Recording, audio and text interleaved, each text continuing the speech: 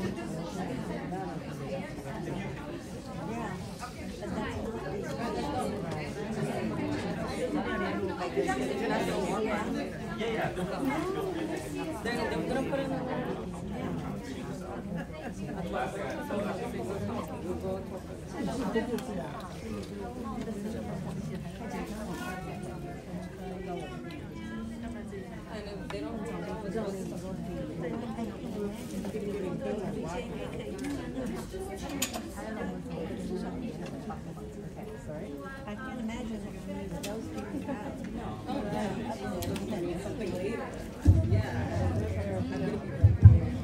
All right, thank you for coming to this session. This session is empowering women and gender equality through technology. I'm sure you are interested in the technology development. And this session brings you several things. First one, what is new technology helping women to be empowered health? And secondly, you will also learn what is technology can help women to be economically empowered. And thirdly, you will also learn how sad technology also brings something not good for women, particularly gender-based violence, digital-based violence. You will learn something how to face this kind of issue.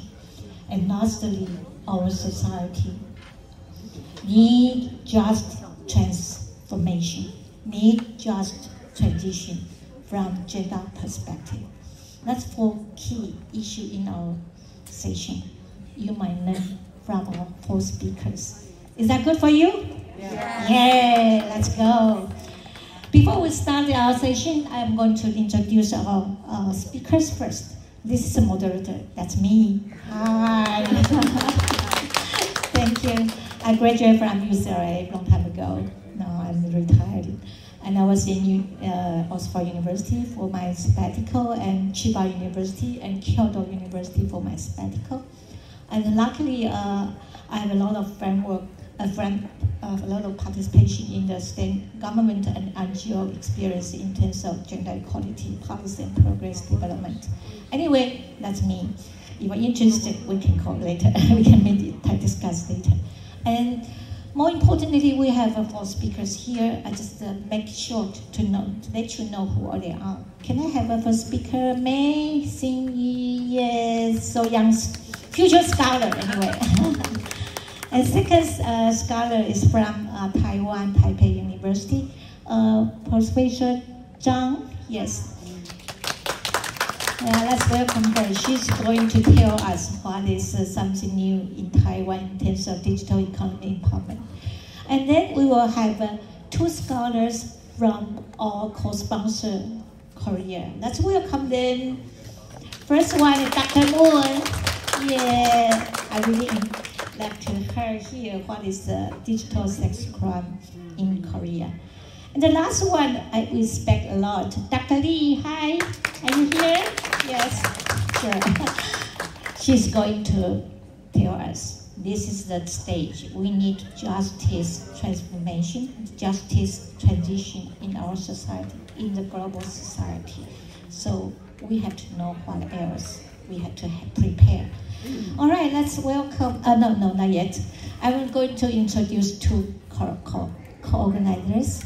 Before that, we will thank Tsai Hsueh-Ni Can we have Wen-Yu to secure. Yes, she's a sponsor here to our sessions. So enjoyable to have her here. She's a vice president in WFWP Taiwan as well. We are happy to have her here. And two organizers. First one, WFWP Taiwan. Hey, say hi. And second organizer will be WFWP Korea. Yeah. Yeah, I mean, get a little bit introduce of our organizers. Before that, we have introduced one of our organizers' mother or affiliate to WFWP International. WFWP International is like a kind of mother umbrella organization which affiliate to the ESCOT accredited organization long time ago, maybe 50 years ago or 30 years ago. Anyway, this is the very high rank of the general consultative status, which has been accepted by the UN. So we are honored to be here, and WFWP Taiwan and WFWP Korea are honorable to affiliate with this one. And let us know what is Taiwan's program. Taiwan's program has been done by 4 pillars. First pillars is include gender equality for not only gender equality, for children and youth development. And second one is same pillar is for women and family empowerment. So Taiwan's helping women and family a lot. It's through the WFWP Taiwan. And young women and global participation. This is a 4 years plan. Not right now, up to now, so it's new, but we are honored to have this young generation to participate in this program. And finally, in Taiwan's WFWP, there's a graceful aging and well-being program provided for aging women particularly. And we are honored to introduce the second one about Korea. And Korea WFWP is focused on the 3 activities, particularly peace and reconciliation, and women's leadership, and humanitarian aid to many countries. So this is so unique in WFWP in Korea. And this special we had to learn from Taiwan perspectives. Thank you for your coming, and thank you for this kind of project we had to learn. Next, please. And now we will have our first speaker. She's young, but she's very strong. And I mean, strong is in terms of her capacity. And she's going to present a very important concept, female technology. The shortened type will be FEM technology. And I really enjoyed her presentation before because she will give us some idea what is FemTech in new age of this society in global sense. And she's going to give us a very clear concept of where is the driving force for this kind of concept in Asia particularly. And let me introduce a little bit about the Hsin-Yu. And May is a graduate student, a graduate from my university, National Taiwan University, and she also got a very prestigious award that is these are big data, and the very important award which is so precious, Guinea Prize, yes, Guinea Prize. And this is so honorable young generation. She has participated not only her professional but also the NGO programs. So that's welcome, Hsin-Yu. And the floor is yours. Let's give her a big applause. Thank you. Hello, good morning everyone. My name is May, and I'm the youth representative from WFWP Taiwan. And today I will be speaking on the tech era of women's empowerment, how FemTech drives women's rights and the gender equality.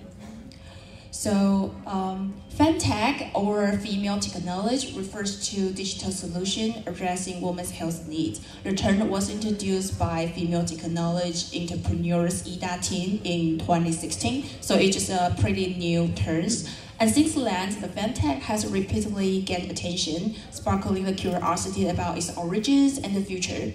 So the success of FemTech is influenced by society's reception of its feminist message, which is crucial for destigmatizing and prioritizing women's health issues. So as a symbol of progress in women's rights, FemTech empower women and promote gender equality in various ways. So it originated from the Women's and Health Initiative and extended its impact to broader objectives, including women's in the economic, women power and the decision making, and the human rights of women. So in this session, I will explore the global trend and the challenge in FemTech and its role in shaping gender equality and development. Then I will take a closer look at Northeast Asia, focusing on Taiwan and Korea. And finally, I will share case study that highlighting key insights and the real-world applications. So let's start from the global trend and challenge. According to statistics, the global fintech industry was valued at 51.8 billion in 2023 and is projected to reach 116.4 billion by 2029. So it's nearly doubling in just 6 years. And this optimistic market outlook will reflect the growing demand and the investment potential. And as of 2022, the company based in the US made 51% of the global FemTech section, followed by Europe at 27% and Asia at 9%. So to find the reason why it will repeatedly grow, there are 5 key factors driving it. First is the social movement advocating for women's rights, the campaigns destigmatizing menstruation, menopausal, and sexual health have raised awareness of women's health needs. Then the second one will be the rise of female tech entrepreneurs. The women-led startups are unique positions to address these needs, so also advancing gender equality within the tech industry. And then the third one is the AI-driven innovations. The artificial intelligence has accelerated the research and the development, enhancing the effectiveness of FinTech solutions. And then for the demand, the pandemic impact also played a role here. The COVID-19 is accelerating the adoption of telemedicine and the digital health platform, particularly among the Gen Z, who are more inclined to seek the digital health solution. So these factors collectively drive FinTech's expansions. However, there are also some challenges in FemTech that can be categorized into 2 main areas, includes the external barriers and the internal challenge. So externally, the funding and the market acceptance remains the significant obstacles. The demanding investment landscape over lack of understanding of women's health needs. So it makes it difficult for FemTech startups to secure the financial support.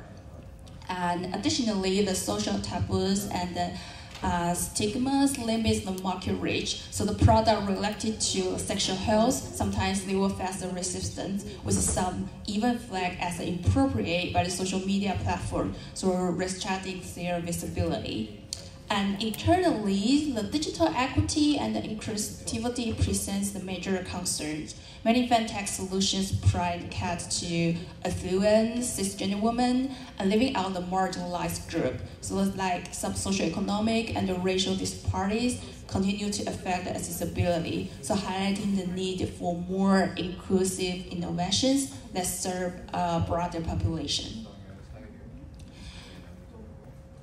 So, next, we'll discuss the FemTech's impact on gender equality. So as its code, raising awareness of women's health and their rights is essential to ensure these issues are recognized and prioritized. So make it a very important foundations, the awareness of the woman's health. And then as a crystal for change, the FemTech bridge the gap between awareness and the action. So it turned to the real actions by expanding assistive solutions and fostering the innovation. So in turns, the empowering women, both of the enhancing personal autonomy, allowing them to take control of the health needs, and by creating the economic opportunity, particularly for female entrepreneurs in the tech industry. So ultimately, the FemTech will contribute to gender equality, paving the way for more inclusive and equitable future. So right now, let's take a shift focus to Northeast Asia and examine how FemTech is involved across the region. And we will explore the market trends and the key drivers in Taiwan and Korea. And first of all, I want to give you a big picture about the FemTech in the different country. So every country has a unique prioritized in FemTech, reflecting the social issue women face. So for Korea and Japan, they are more emphasizing the menstrual and reproductive health. In Taiwan, we focus more on the maternal care and also the cancer detection. So this different highlights the diverse needs that FemTech solutions aim to address. And for the key drivers, the rising female workforce is a major driver of FemTech adoptions in Japan and Korea. So over the past decades, women's labor force participants in both countries have steadily increased. So if you know the demand for health technology for the women, they help them to manage their menopausal, menstruations, and pregnancy. And moreover, the companies are integrated FemTech solution to support the employee to create a more inclusive workplace. And for Taiwan, the booming biomedical sector serves as a key driver. The early stage investment, the figure shows here, the health and the biotech received the most funding, so indicate the strong growth potential. And one pressing challenge for Taiwanese women is breast cancer, so which incurs the highest medical costs among the female health conditions. And this has prompted both government and the industry to prioritize the precision medicines and the innovative technology. And the other driver, beyond the industry growth, the government initiatives also played a crucial role here. The effort focused on cultivating female talent in STEM, empowering young women in tech, support the skill development, is fostering the career opportunity. We're building a more inclusive STEM education environment for girls. So when we got more girls in the STEM area get into the tech industry, we will have more FemTech in the future. So additionally, the government promotes the gender inclusive technological innovations and to support the women across the various industry. And in recent years, the special attention has been given to the sector as a high proportion of the female worker, which is the caregiving. And when we talk to the actions for the implementations, this initiative will includes the Take Cultural Workshop. We have a leadership program and also the report here. You can see the publication here. This one is made by Taiwan's government and is publication in the APEC area. So we collect the role model for women and the girls, so make it a report so the future girls, they can see what kind of the career path in the future if I get into the STEM area. And then the other one is about our government's initiative. This is happening last year. The photo here is the seminar our government holds. They're trying to engage the NGOs, public sectors, and the experts to discuss how can we help the female workers in the caregiving area and trying to combine the technology to enhance their workability. And then in the end, I will give the illustration of the FemTech's real-world impact. This is Newly. It's a Taiwanese fitness app designed for women. And Newly's challenge the theme is beauty narrative commons in Asia. instead promoting the strength and the confidence through home workout. So this is the founder Candice. She's trying to empower women to exercise for health rather than the body image, so offering a feasible and accessible approach to fitness.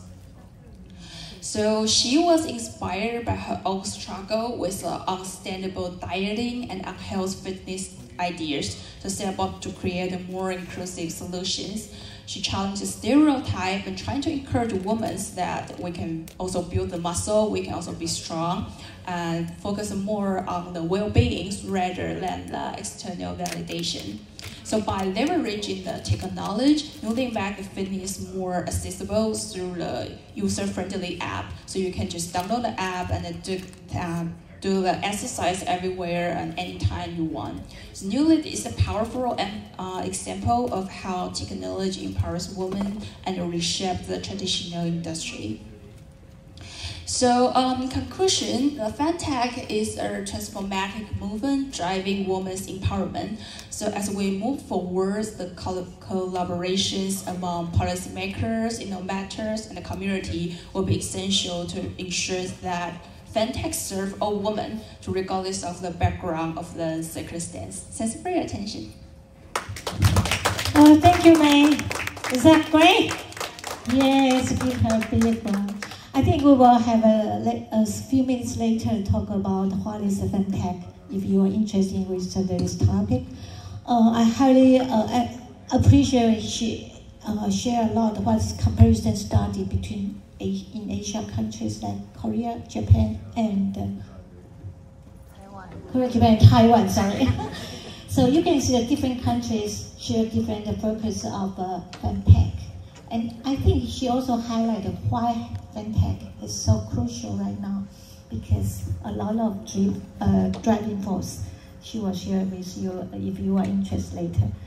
All right, we have to move the second speaker. Second speaker is our best friend among in academic world, and Chin-Fen. She's now is a professor in the Department of Social Work, National Taipei University. And she's going to tell us how to use a program theory-driven approach to evaluate economic empowerment of women. So we know there's a lot of technology developed to help women to be economically empowerment. But how can you evaluate they get something right, or can they benefit from this kind of program? So let's welcome Chin-Fen. Chin-Fen is not only share a lot of reputation from the academic world. She also the Council of Social Welfare President of Taiwan, which is so important in terms of initiative globalization of social welfare in Taipei, in Taiwan. And this organization also share a lot with some countries like Western and East of Asia and other Western society. Now she's working very hard for work and family policies, and she's worked gender issues from the economic perspective. Well, let's welcome Chin-Fen. The floor is yours. Thank you. Thank you, Professor Wang. Actually, I learned quite a lot from Professor Wang when I was young and until now. Yeah. So, actually, I'm quite nervous. Yeah. As we know, we do quite a lot of projects, but how to evaluate? So it's the point I try to raise in here. We know we have a program to do for women, try to balance family and work. But sometimes we can use the e-commerce, or we can use the digital economy. But is it effect for all women? Or sometimes it would be run quite well, but sometimes it's not. As last year I wrote a paper mentioned that disadvantaged women often face more obstacles than others in participating in the digital economy. So, how far the social work play the role? So it's the point for this study. Okay, Taiwan also invests quite a lot. Like we have a FB, Instagram, also we have a Line, also we have some kinds of a program to training women to do the digital economy. But we still need to evaluate. Is it useful? All right, so it's the purpose for this study and presentation. I cooperate with the Taichung city in the middle of Taiwan with the Women and New Resident Empowerment Center. Next time you come to Taiwan, we can visit. Yeah, and the program, the purpose is I want to know the project, is it all right? So I use the one theory, is a program theory to evaluate it. PTDE, it sounds quite serious. Actually, it's also quite simple. We need to check the program theory, what kinds of theory you try to fix. And we need to formulate the evaluation questions. Also answer the evaluation questions to get, is it useful? So it's like a logic process. We put a program input. We have activities also in implement. But sometimes, boom, nothing happens. Yeah, but is it useful? Actually, I try to set the methodology. We said, we must think, what is the outcome we want to have? So you go through the outcome and set the indicators to fix the program. So sometimes you need a needs assessment, but well, you do the survey for this part, but you provide service for that part. So it quite not fixed. So in here, we also, I set the four goals for 4 steps. For input, I ask, evaluate the suitability of the plan, activities, evaluate the interaction between course teaching and practical results. And outcomes, I ask the learning knowledge and applications, also the impact. It's very useful if you want to have more funding. Yeah. So the first step, I define the problems. Why women need to have a digital economy to balance their work and their family. How they can do, and it's the thing I want to know. And do we need to success, and anyone want to go to this program? Some kinds like that.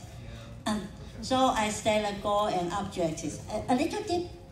A little bit different for year 1 and year 2, because the first time we do for year 1, and you evaluate, then you will adapt the situation. So you can see the year 1 and year 2 is quite a little bit different. Year 2, we put AIE.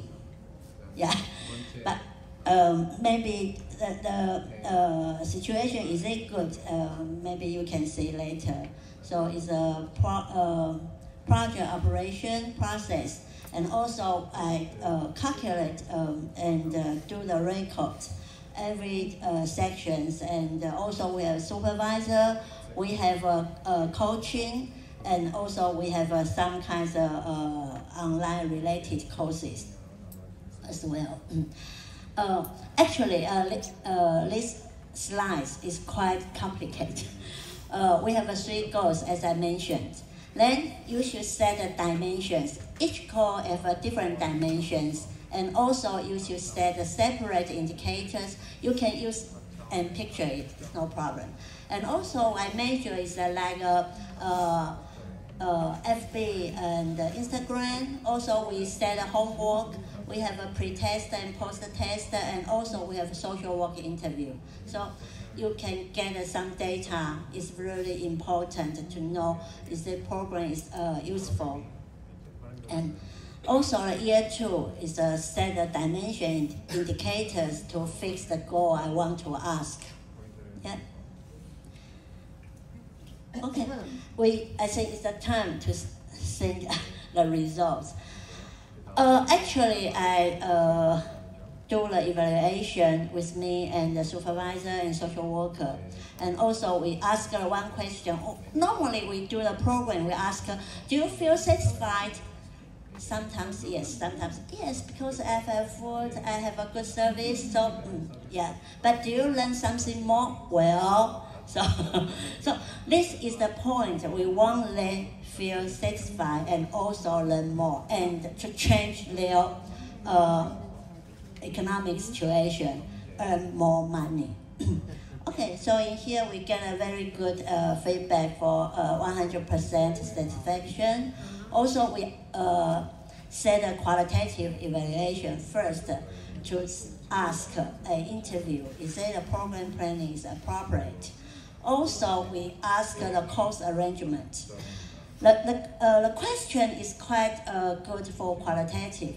Did they feel balanced between work, family, and study to learn to attend this program? Sometimes they feel, I attend this program, but I cannot care my kids or etc. And we also evaluate a lecture. Do we choose the good lecture for them? And also we ask one question, is a key question. Do they think the social work leadership is good and helpful for them? Yeah. Also, we set the homework. For the homework, they reply that they feel burdened, but they were still grateful for the homework mechanism because they change quite a lot. So it's an impact you can learn. And it's like a quantitative indicators. We set estimated session and service sections. So it's quite achieved. Maybe you will ask why we set just 8 sessions and several hours, while year 2 they raise quite a lot. Because for the member participate, they say, we finished this program, can I write automatically by ourselves? We say no problem, but we ask them, we have no money. No problem, we want to learn in this center, then we help each other. So I think it's a very successful program they run by themselves. Also, you can see the funding is quite a little, just $2,000 US dollar per year. Yeah, not include the personnel expenses, so it's not too much. But we spend lots of hours in this program. So what is the key issue is the social worker, because it record quite a lot and do quite a lot of job and interview. So I also do the pre and post test. So you can see the increase rate for every dimension. Also for year 2, it's the same situation for the indicator, no matter in the video creation or AI audio or video innovation. I think it's good for them. Sometimes they know AI is good, but they don't know how to use it in their program or in what they need. Okay. This table is quite complicated. We evaluate from themselves, from social worker, from supervisor, also from lecturer. We combine the data to set the growth rate for front page. And also we try to know their growth situation so we can see the highest value and lowest average. For year 2, is that one participant feel quite stressed, quite a lot of stress. So that's why the situation is not very good. So I discussed with a social worker, maybe we need more service for these participants and to have a good situation. So the 15 members to participate, you can see they have a writing, bond management skill, and posting period. It's a lot of situation they need to learn. Also, you can see from here, it's an interview about the writing. They say they are not familiar with the social platform and it's difficult to develop space for new customers. But after that, participants say, I have learned knowledge about analysis. keywords, video, brand design, etc., and have more ideas for posting and clicking-through rate of posting have gradually increased. So I think it's a very good response. Also, they have some kinds of like brand management, as I mentioned in here, and posting schedule. And for year 2, also for video production and technology, actually it's not easy for women to re-employ it to the labor market or the digital economy. And okay, the other good, I think, is the enhance the participants' confidence. They feel confidence to do that. And also I asked one question. After the program, how much money they earned? Yeah, they increased quite a lot. And they said for someone it's just like increase half, and more is twice or third, some kinds like that. And also they have increased multiple channels operation and diversified participation. For the conclusion, I think for this project, it is very beneficial for women because we help them step by step, and they know how to do and to participate and to increase their digital economy capacity. Also build their knowledge, digital skills, and building social network. Yeah, I think it's good. And also we can say digital economy improving capabilities is not only respond to women's needs, but also promote income and economy for improving digital capabilities. For this program, I use the PTDE. While we do the program, we need to evaluate. Because when I use the PTDE to evaluate women's economic and empowerment program, you can provide a more precise understanding of the input and impact of the service. Okay. So regarding the implementation of a women's training program, we can say, in addition to the participating members, leading teachers and central partners, the key person is the social worker. Social workers make quite a lot to do the detailed interview them, to care their emotion, to care their family, and also to know how the process step by step. So turning to the social workers'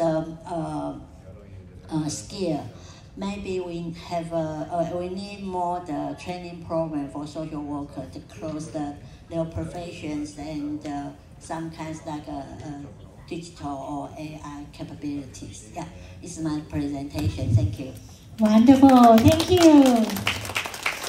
I think I feel a little bit academic training right now.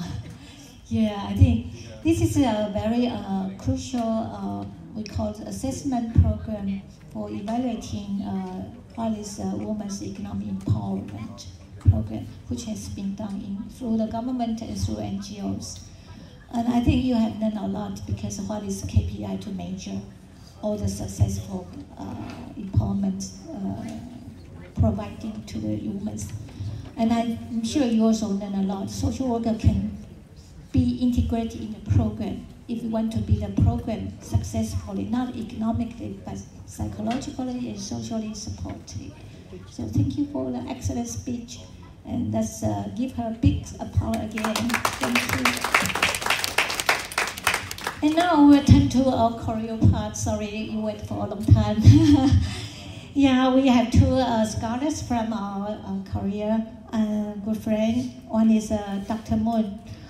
She's going to tell you about maybe a little bit sad story about what is the policies and programs which has been done in terms of preventing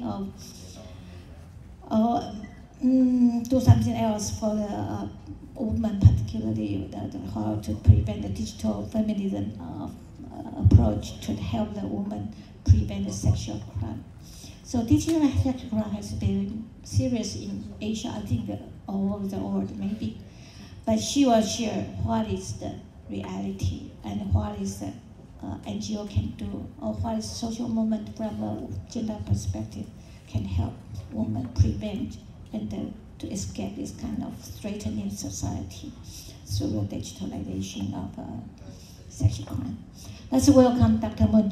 Before that, she's a graduate from the Vanderbilt University, USA, and she's good in this kind of social movement from gender perspective. And she's worked very hard for public policy in helping women who are in the disadvantage, particularly sexual crime. And she also very good in the sociology on the sex and gender. So let's welcome Dr. Moon. Thank you. Good morning, everyone. My name is Minyoung Moon. Yes, today I'm going to talk about, the title of my presentation is Digital Feminism, Fighting Against Digital Sex Crimes in South Korea. Basically, Taiwanese cases are showing you some opportunities, what women can do with digital technology, but sadly I'll start with my presentation with the reality, the negative reality caused by digital technology in Korea. But then I'm going to talk about how Korean women with the use of digital technology we try to fight against the prevalent digital sex crimes in South Korea. And this is the picture that I have a paper that I wrote about this movement. This is a part of the picture of the largest women's march in South Korean history that happened in 2018. It's called, there are many names, but in Korean it's a Haewaeok Siwi, so they gathered around the Haewa station, and what they claimed was, as you can see, they said, my life is not your porn. This says a lot to you. That basically they are saying that don't film our body without our consent, and so secretly filming women's body was a very prevalent issue, and they were tired of it, and they thought that the government was not doing a great job, so that's why they gathered there in 2018. That's just one example how Korean women fought against these feminine sex crimes. Before we talk about how prevalent digital sex crimes in South Korea, I want to give you a little bit of background of digital context in South Korea. South Korea is a leader in digital connectivity. I'm pretty sure many other Asian countries, developed Asian countries as well. We nearly 100%, we have internet penetration. Nearly every person is online, bringing both opportunities and risks. As you can see from this graph, even compared to 2000, over the last 20 years, we see that internet usage rate in South Korea is almost reached 100%. So that means everybody has easy access to the internet and smartphones, and that causes lots of, gives us opportunities and also challenges. And also another graph is showing you how prevalent digital sex crime is in Korea. The upper graph in blue line is actually the overall number of sex crimes, not digital sex crimes. As you can see, for some reason, since 2020, the number of these sex crimes in general went up. At the same time, digital sex crimes also went up pretty high over the last few years. Over 25% of all sex crimes in South Korea now occurring online.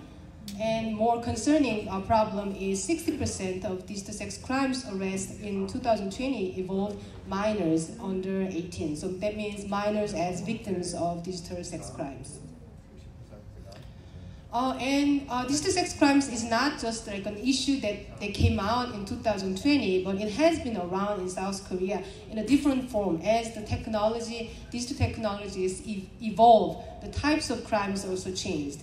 In the beginning, it's from like 1990s, people started to notice that there are lots of spy cameras or hidden cameras with the development of mini cameras you can hide in the public bathroom. If you have been to South Korea, the public bathroom system, especially in the subway, is pretty good, but at the same time, sadly, lots of digital crime perpetrators try to, they installed hidden cameras, try to film women's body, mostly women's body, and that's not end of it. It's not like the perpetrators own the videos. They share those videos, illegally filmed videos online, uploaded them on the pornographic websites. And then this became a huge social problem. Many people acknowledged that issue. But then later, with the new technology called like Telegram, everybody has cell phone, and the Telegram as an online messenger program, it is famous for being encrypted, right? So you can really track down. You cannot track down if you delete your account. So it's very secure for crime purpose. So many people who, so there was a big incident in South Korea several years ago involving Telegram.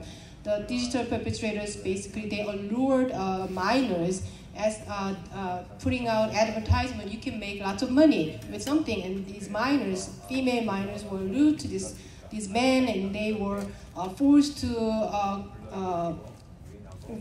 be part of making pornographic videos, and their videos were shared through Telegram to so many Korean men. So many Korean men were involved in buying these illegally filmed videos, or distributing, or sharing, and things like that, and it became a huge problem. And the most recent scandal involving digital sex crime in South Korea was related to deepfake technology. We know with the deepfake technology, if you have somebody's face, you can just combine, your computer skill, easily you can combine someone's face with the pornographic images.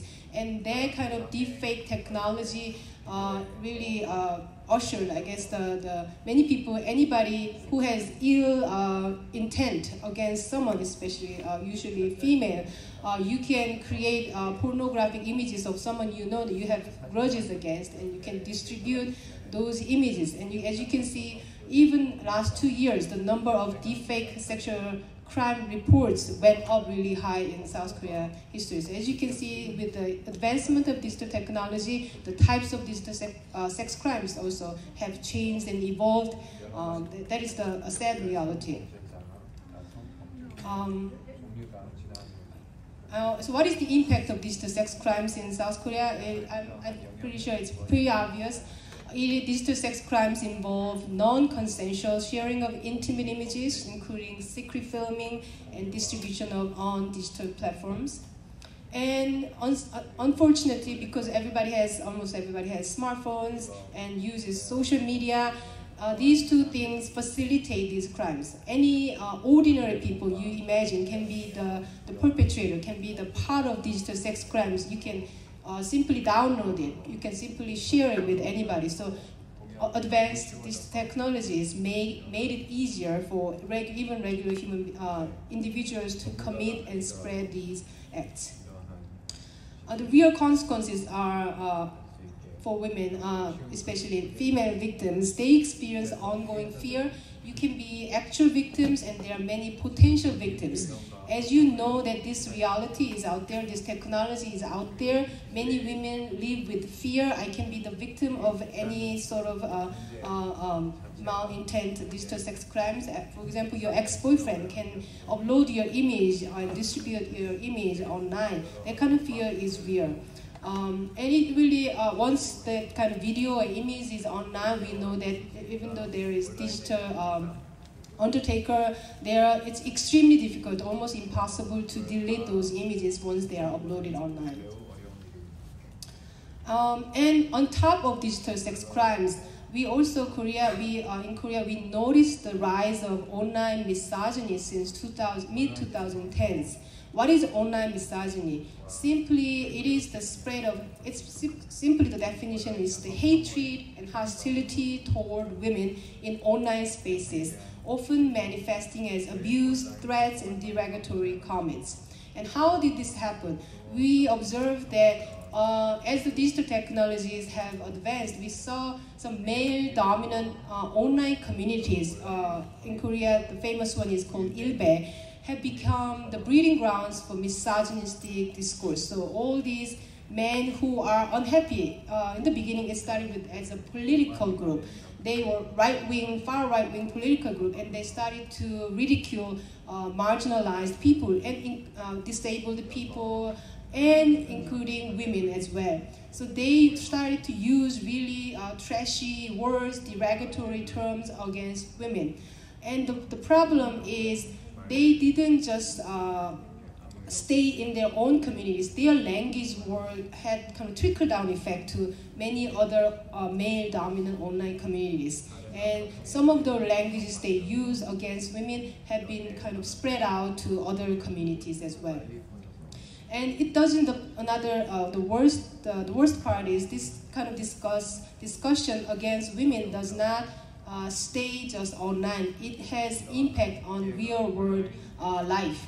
For example, in 2016 in Korea, we had a significant event that really ignited the women's movement. Young women kind of realized that we cannot be silent, because if you are silent, all these misogynists will come out and you might be the victim of actual crime. We had an incident called 2016 Gangnam Station murder.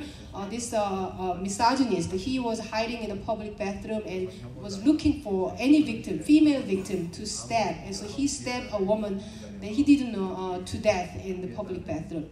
And lots of women came out to remember and show their their regret and their sadness, and that was a turning point for young women in South Korea. So how did Korean women respond to all these rising issues of digital sex crimes and online misogyny? Korean women have been mobilized through digital technologies to combat these issues. One example is, like I told you, there was a misogynistic online community in Korea, a male-centered group. So what women did was, okay, we're going to create something similar, female-dominant online community where we have trash talk about men. That was their strategy. We call it mirroring strategy. We're going to mirror what you're doing to women. That was the prevalent, very popular strategy well known to the public. This group is called Megalia. There's the origin of the name, and basically they mirror the misogynistic language and they ridicule men, basically. And this is the image of Megalia. You may guess what they're doing with this hand signature. They are saying this is the size of your sexual organ, okay? So they are really ridiculing men in this way. And this is, I would say, mild version of ridicule. But it's not just women. Men started more ridicule, really derogatory languages against women. So you can see the fight is getting ugly here. And in 2018 also, digital feminists, they didn't just stay in online spaces. They came out when finally another critical event came out. They came out to the street, and so centering on digital communities, they organized offline event, and they culminated into the largest women's march against digital sex crimes in 2018. And this is the image of one of the many. They had 6 rallies in 2018. This is one of the many rallies that you can in 2018. And as you can see, maybe you may guess, lots of women, because we still have the fear, once your face is identified, all these misogynistic men can attack you through digital technology. So lots of women participating in offline demonstrations, they were hiding. This was before COVID, right? So they were hiding their faces with masks and sunglasses, so they cannot be identified, they cannot be further attacked. So the fear is still there, even though they came out. So what are the obstacles to solve these problems? The first problem is technological lag. Like I showed you, the digital technology evolves quickly, and the government policies are prepared and implemented so slowly. So there's definitely the technological lag there. And political challenges, as you know, our current president is coming from the Conservative Party. When he ran for presidential election, he said that I'm gonna eliminate the Minister of Gender Equality. That was his message. So many people were concerned about, as the political leader changes, the position about the gender equality changes, so it kind of, the gender equality initiatives got weakened in South Korean culture. In my opinion, the bigger problem is the cultural variables. Because women fought really hard, especially young digital feminists fought really hard against digital sex crimes. Lots of people, the general public, they saw that protest as the face of feminism in Korea. So they before that, they didn't really have a good idea about what feminism is, but their image of feminism became really tainted, in my opinion. So the rise of anti-feminist sentiments became really big among young men, not just among misogynistic men. And it complicates efforts to address. So the feminism really became an F word in South Korean context. That makes it really difficult for any kind of demands from women's rights perspective. So what can we do? Governments definitely must create and enforce some policies addressing digital crimes, as protecting women's rights online is crucial. And even with the conservative government, I can tell you, we are continuing this effort. The effort didn't go away. And also women's NGOs, definitely, we've been doing the most people who always help victims are the women's NGOs in South Korea. They have to continue to do their work. At the same time, the government is also trying to work with the tech companies, because they are the ones who control digital platforms. So these are the solutions.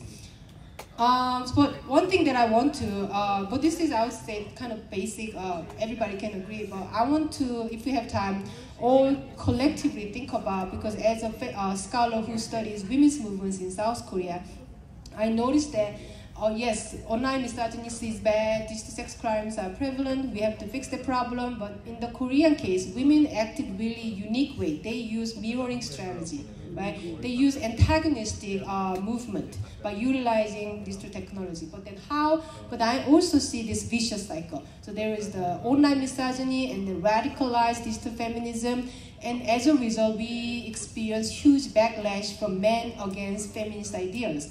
Anybody demanding women's rights, they become attacked. So this is a really vicious cycle. I don't see the problem is really being solved with mirroring strategy, in my opinion. So how can we break this vicious cycle and then move forward? If you have any opinion, I want to use this space and to have collective ideas. Thank you for listening. Thank you very much. This is the best speech I have heard after NSU. About several years ago, 2018, right? So I think the new technology bring about serious gender-based crime up to now. And there's a 3 stage. You can see what she has analyzed. So what this government can do and the NGO can do for the society, from the gender perspective, I think she addressed a lot. As I know, Dr. Moon is also the social movement scholar, so she might be sitting there for the as a kind of a voice to the government, to the society. And she highly emphasizes stronger regulation is so important. So maybe legislation is #1 to prevent or protect the woman as well. And secondly, she also mentioned the technology industry responsibility. I know high-tech can bring a very happy life, but also high-tech industry responsibility for this kind of issue. It's very light punishment, is not right. And finally, I didn't hear about how victim support system, maybe she can add about later, because a lot of support should be done for the victims in any society. In Taiwan, we have kind of a whole bunch of supportive system for the young girl, any kind of age, different age of support for the victims. Anyway, this is an excellent, very special report and an excellent study as well. And we to move to the last one. As you have seen, this is so special in terms of the justice transition. And we are in the age of the kind of democratic transition, and we are also transformation at the kind of democratic change. And also we are facing very serious as a kind of climate transformation. So 3 kind of transformation coming together. But what is justice from gender perspective? We need a gender responsive justice transition as well. So let's welcome Dr. Lee. Dr. Lee is a graduate now working at the Hsueh-Ni Women's University in Korea, and she got PhD from the Manchester, UK. And she's really good in terms of political economy. I like this one because this is very popular in the modern society. And she has also worked very hard on the career donor identity, sorry about that. And she also worked for the gender equality shelter, that's for sure. And let's welcome Dr. Lee. The floor is yours, Dr. Lee. Thank you for the introduction. So I'm Jeong Seong Lee from South Korea. I studied biotechnology for my bachelor's course, and then I moved on to development studies. And this research is sort of interdisciplinary research. So if you are coming from scientific background, you can maybe take away some ideas about how policy works. If you're from policy area or NGOs mostly, you can take away how some of the technology actually lacks all the social norms that we should safeguard. So today, I'm going to talk about the need to adopt gender-responsive perspectives and indicators for just transition framework that is necessary for digital transformation. Let me begin by explaining what just transition means. So just transition is not a new term, but it's been adopted by environmental researchers and practitioners. And recently, to meet SDGs, do you all know when we need to meet SDGs by? I mean, we all know we have to achieve all these environmental goals and climate change goals by 2030. But do we know like how much we've actually achieved in terms of like adapting or prevent climate change, and in what ways is it really changing our society?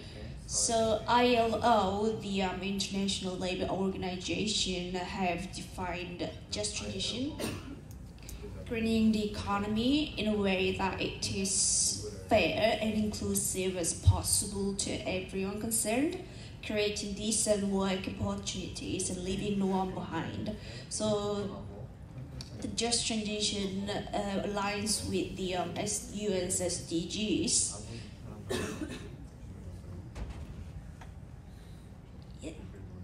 To give you more details on just transition, so it's a process that aims to create fair and inclusive transition to low carbon economy, and it is also based on environmental consideration as well as other structural changes such as social changes, institutional changes, industrial changes. And just transition seeks fairness, ensuring that the benefits of the transitions are shared widely and that no one is left behind. And just as I mentioned before, just transition seeks to create decent work and also aims to provide social protection.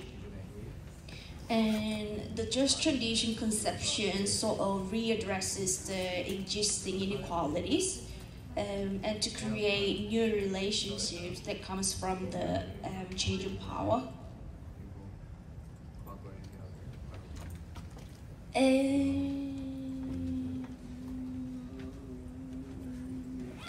Okay, I think there was a slight change of the so at the global level, this is how ILO as an international institution committed to promoting gender responsive and inclusive just transition. So in the new slides I've highlighted gender responsive, but so ILO specifically mentions in their resolution report saying gender equality, social inclusion, and equity should be promoted, and paying particular attention to indigenous and tribal people and groups in vulnerable situations. So this is their actual paragraphs from their report. So if you're more interested in referencing their reputation, you can go and have a look on it. Sorry, if you could go back to the slide. Yeah, I don't know why I messed up with the slides, but this visualizes the risk of climate change and opportunities, and the actions needed for just transition, right? So if we don't, so the risk of climate changes is increasing in gender inequality and exclusion, adding to more problems to already existing problems.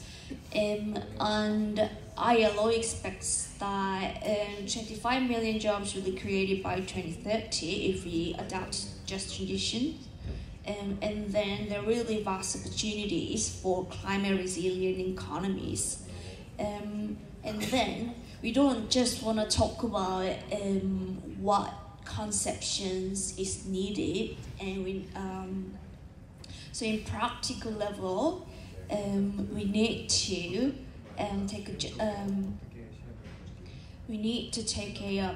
create social dialogue and fundamental principles and rights at work.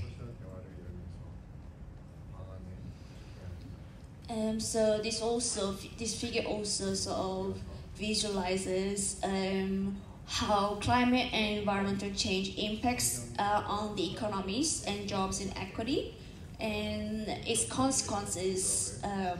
So some jobs should be substituted. I mean, I think we are all familiar. We've all seen like, oh, what jobs should be substituted in how many years? What are new jobs that we will go into? So that's that. And then through policies and strategies and frameworks for a gender-responsive just transition, we could achieve greener and inclusive economies with decent work and gender equality. So I keep emphasizing decent work. So it's not just to create new jobs, that's trendy. It has to be quality jobs that people actually want to take on. If you see this graph, so the one on the left side implies that jobs that requires medium skills will increase the most.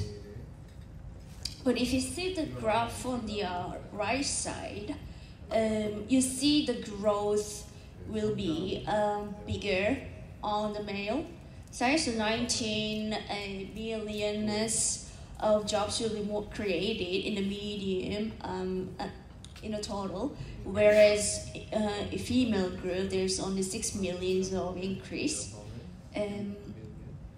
Whereas on the other hand, there will be 2 million loss from the female side and 5 million from the male side. So as a whole, it is still a very big population and differences between these two genders.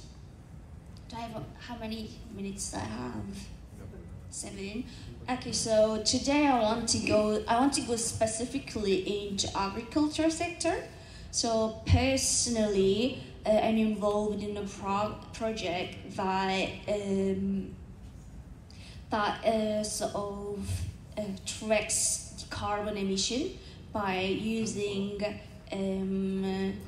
few different low farming technologies such as biocharcoal and getting certified so some of the selected crops to have low carbon emission.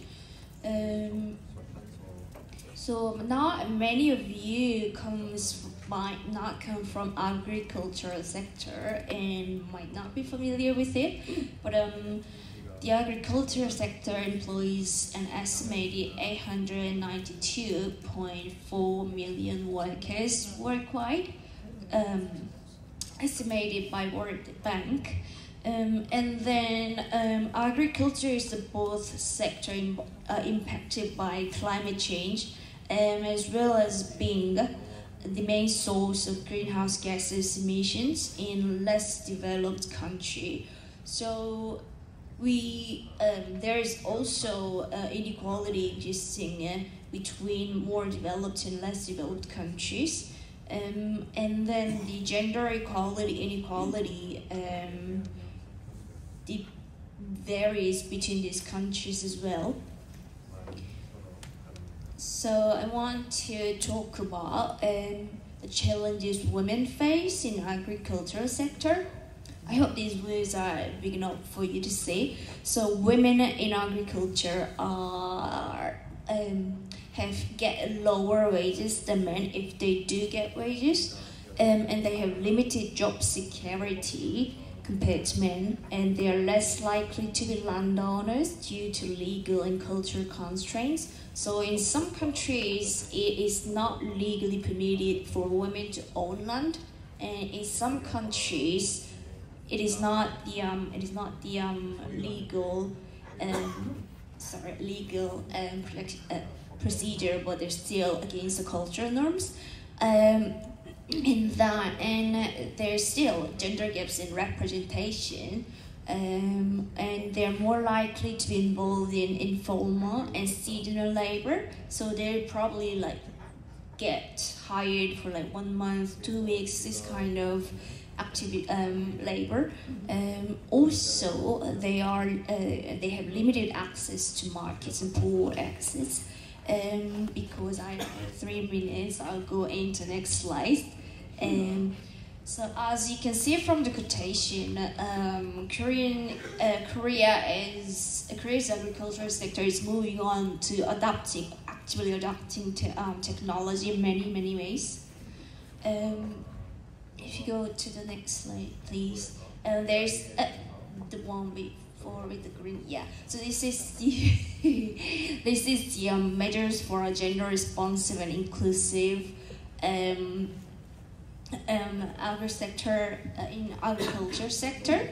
I won't read everything, but it focuses on providing women with skills and to ensure access women farmers to training and tools, and ensure access of women to education and skills, and provide subsidies to make technology more affordable, and foster new legal frameworks, and recognize the value of women and other groups' local knowledge, and ensure representation of women in OSH committees. I did prepare 2 examples from Costa Rica and Sierra Leone, but I think I'm running out of time. And I want to sort of explain how equality and equity are different. I think some of you might be familiar with it, but now we are talking about providing what people need, not providing everybody the same support. I can circulate the PowerPoints if you guys need later. And this is the stakeholders to create more inclusive just transition. And I want to throw you a question. As an NGO, or as I don't know where you are from, where do you think you belong, and how do you think you can collaborate? So I am more in academia, and I'm collaborating NGO. But how can you, NGO, collaborate with governments and others? That's my question to you. Okay, and I have policy recommendations to enhance gender mainstreaming all across all governments and institutions, and to strengthen civil society partnership as means by which to effectively support and enhance climate actions and initiatives.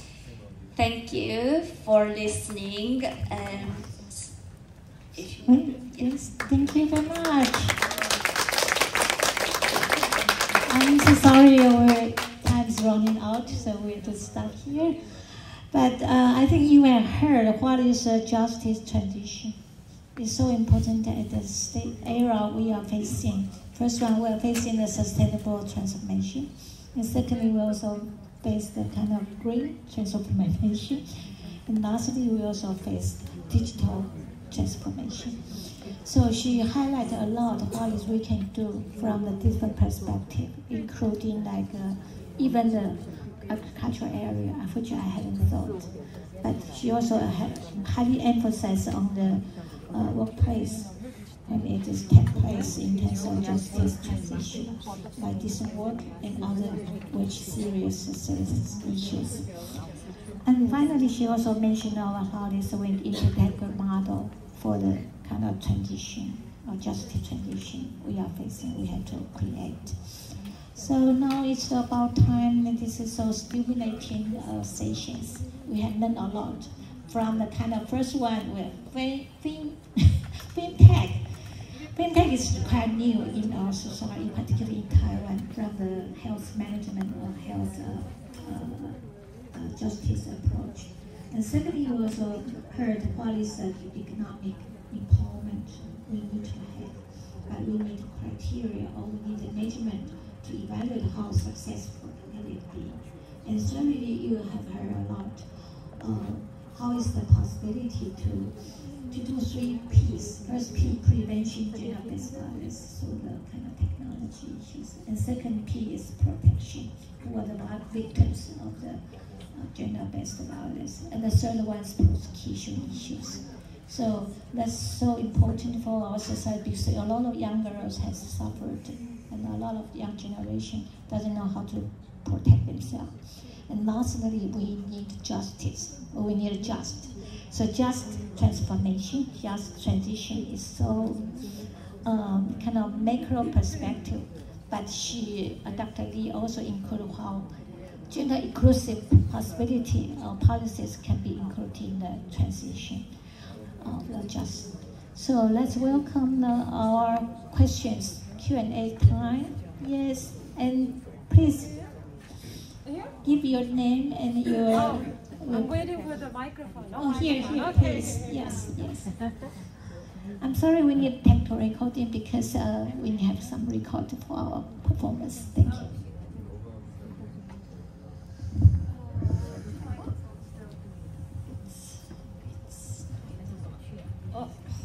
Thank you. Hi to panelists. Thank you very much for your presentations. I'm from Mongolia. My name is Handama, and I'm representing the National Center Against Violence.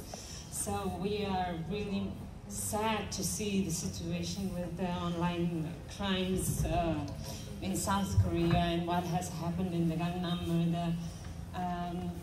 Our situation is very similar. The rise of the sex crimes against the minors, girls, is very high and it's rising. We just recently, what is it now? It's spring. So we did, last year, we did also research and we had, the problem with Mongolia is exactly the same. When the political parties changed and everything changed, you know. And we also pushing for the legal reforms. We're demanding the law to protect, to prevent, for the government to respond. So what we did, we developed a training program on TFGBV for the lawyers. And we were able to accredit it by the Bar Association of Mongolia. So in the universities, in the youth, they will be, yes, they will be taught on how to deal with the TFGBV. What other thing we did? We did a lot of advocacy. We're doing a lot of lobbying. So we would love to share more with you if you want, and we would love to also use your presentations and your cases to push for the more youth. And we are holding our own session on the 17th afternoon, 2:38 floor. So please do come, and we will be sharing our own experiences. Thank you. As a comment, I think it's global issues, not only in Asia, but in the global situation we are facing. Then anyone? Oh, thank you. Yes, yeah, come here. Introduce yourself first. Hello, everyone. My name is Paris Moon. I'm an International Secretary General of WFWP International. And first of all, I would like to really acknowledge and thank you, Dr. Lin. With her physical difficulties, she come all the way to here. And my question goes to Dr. I don't know whether I can pronounce, Dr. Chang? Chin-Fen Chang, yes. Many of the NGOs, small and medium size of the NGO, we are facing this difficulty for evaluations because we do lots of projects but just finished, that's all, then happy. But the evaluation you showed with the actual data is really important to find the gap. So, but then many of the NGO is a grassroots, right? And also we have entrepreneurship. So when you evaluate, what's the challenges, difference between when you do the KPI, so what's the difference, the grassroots and entrepreneurship? What is the gap? Thank you. All right, would I answer now? Any question related to the Professor Zhang's question? No, let Professor answer first. Can you say like 2 or 3 minutes? Okay, thank you for your questions.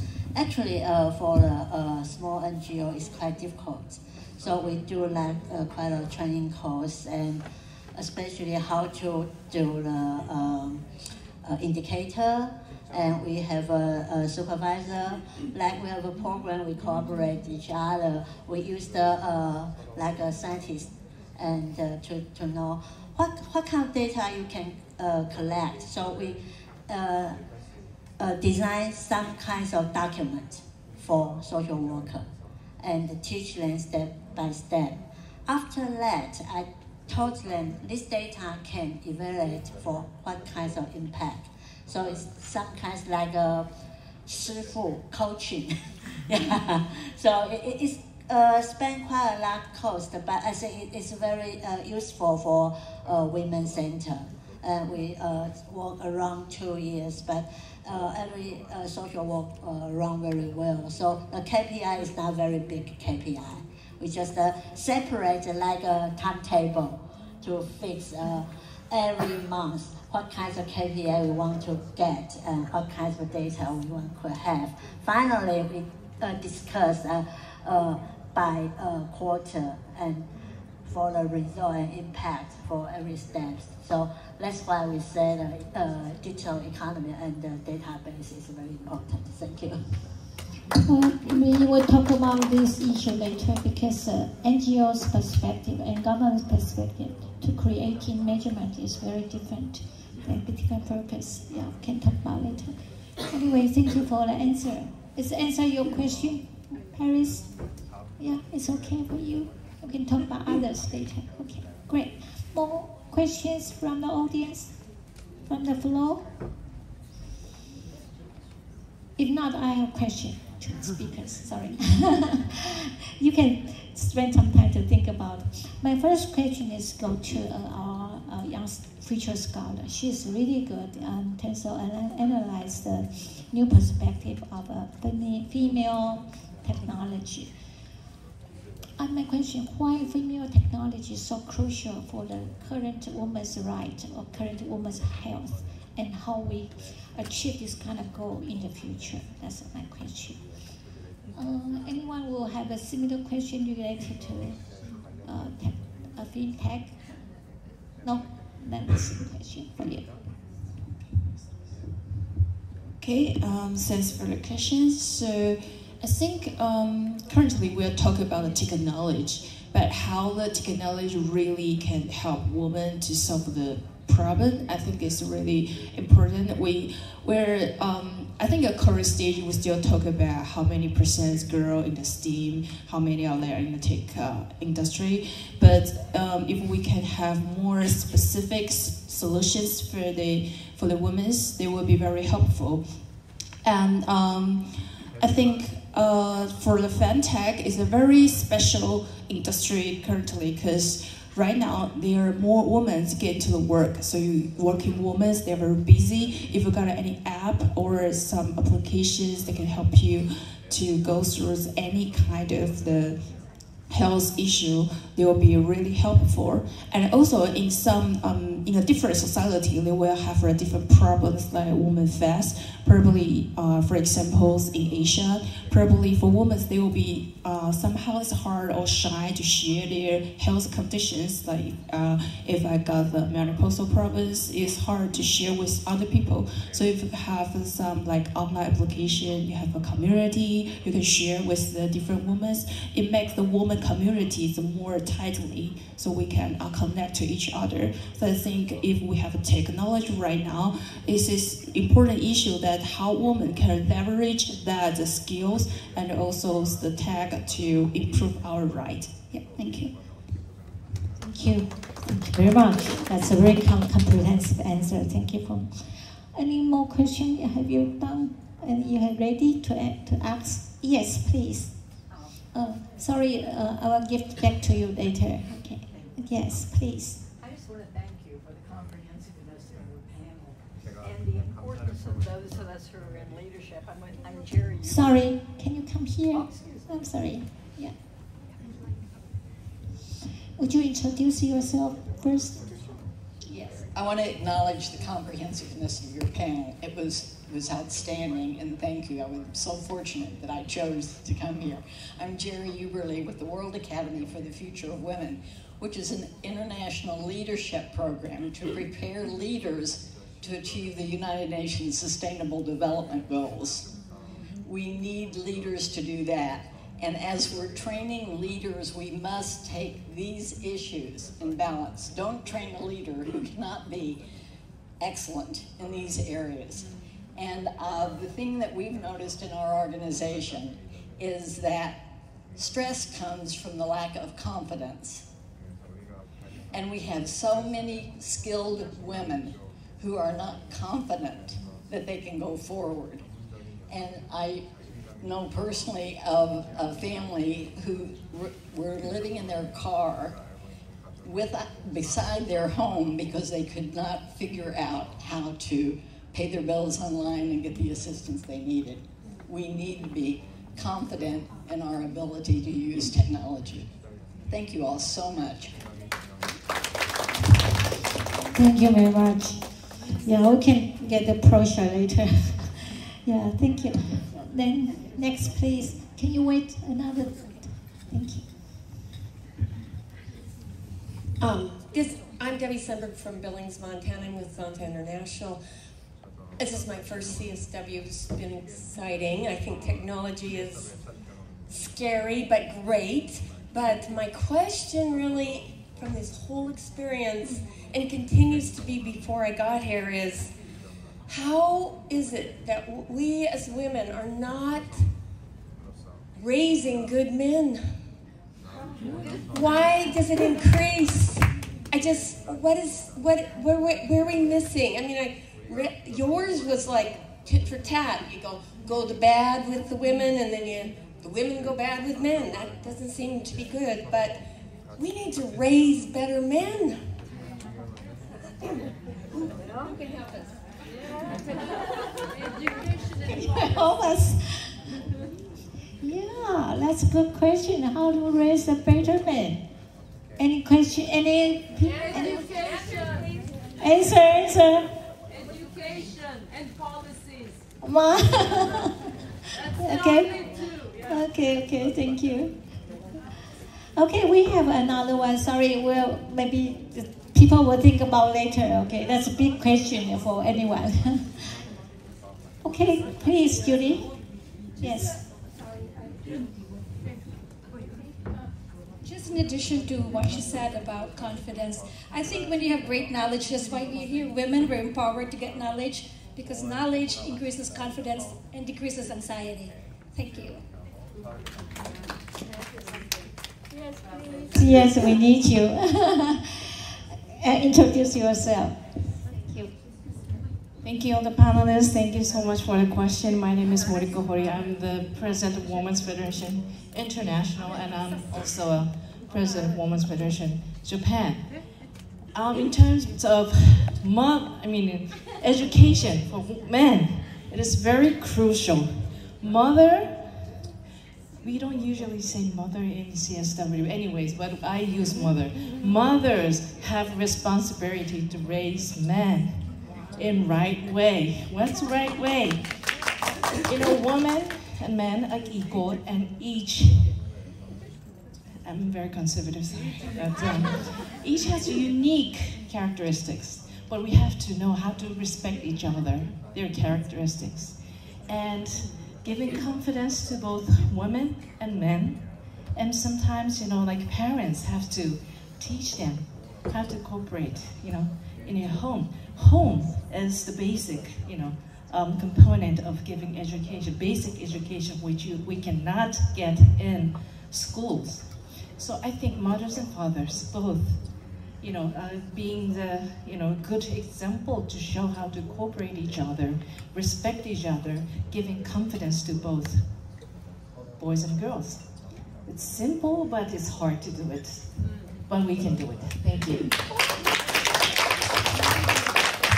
Wow, that's the key. Mother is the number one in caring the betterment. Yes. Oh, Dr. Thank you. So just sort of following May's presentation, I was very curious. I was just wondering whether all this FemTech, all this app has actually influenced the society. Meaning, also following Dr. Moon's presentation as well, because in Korean society, gender is such a very politicized and divides the generation and gender.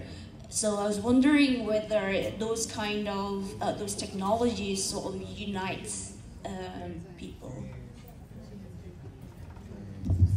All right. Anyone would answer?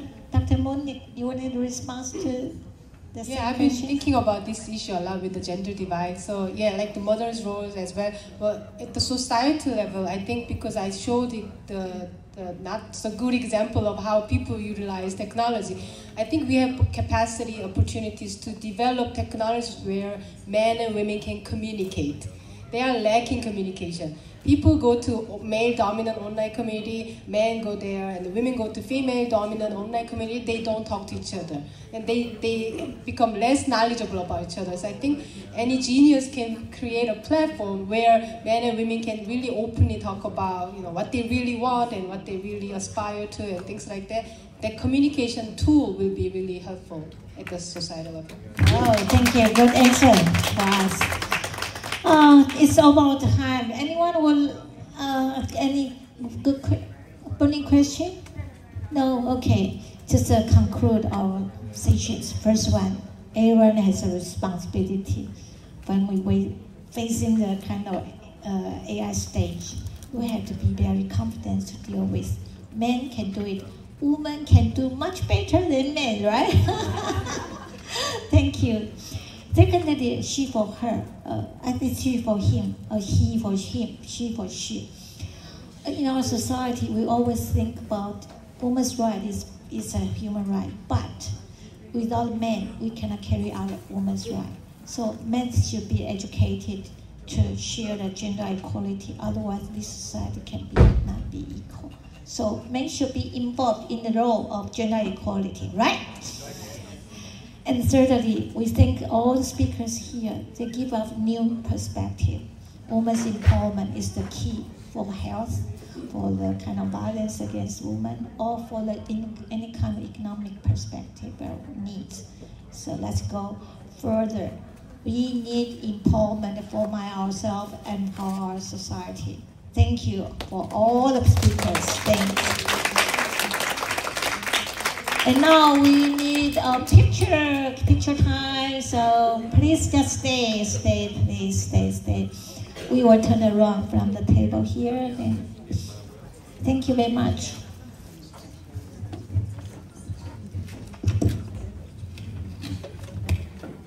So everyone, we want to take a picture with you for memorable, and we can, this important time for all of us. So if you sit on the side, maybe you can move your chair to close to the middle. Yes. So we hope everyone inside the picture. Oh, sorry. Yes. And it's so heavy. Oh, careful. Okay, I'm so sorry, but it's really messed up, but we can do it. Yes. So all the speakers, please sit in front the first line and with the moderator. And also we have some little gift for all the speakers. So please press your hand, and for them, like really nice presentations, right? Everyone got one's really nice. Okay, so let me check the everyday. Hold on. Oh, it's pretty nice. So please, if you don't have a seat, you can sit like any seat, like no one sit there. Please, okay. Okay, sorry. You can go in first. You can go in first. It's better. Are you okay? Yeah, I feel like I need to sit down. I'm so short right now. Oh, sorry. Yes, I have to do so. Okay. Yes, I can do it. I can do it. Oh. Yeah, I'm okay. Nice, everyone. I'm fine. Okay, look at me, and then show your face, please. And then 3, 2, 1, smile. Cheese. Okay, very nice. And then one more, we want to take a video, so please just wave your hand and happy. Yeah, raise your hands. Nice, thank you. Oh, you're so beautiful. Nice, very nice. Yes, next. Please look at the screen. Oh, sorry, where's my screen? We have to put the chairs back. So we have a feedback, and also if you feel the feedback, I will give you the prize. Okay, I will give you the prize. This is the local letters from Taiwan. So please please feel the feedback, and then we will stop give you this. And if you want, just take it. Okay, just take it. And also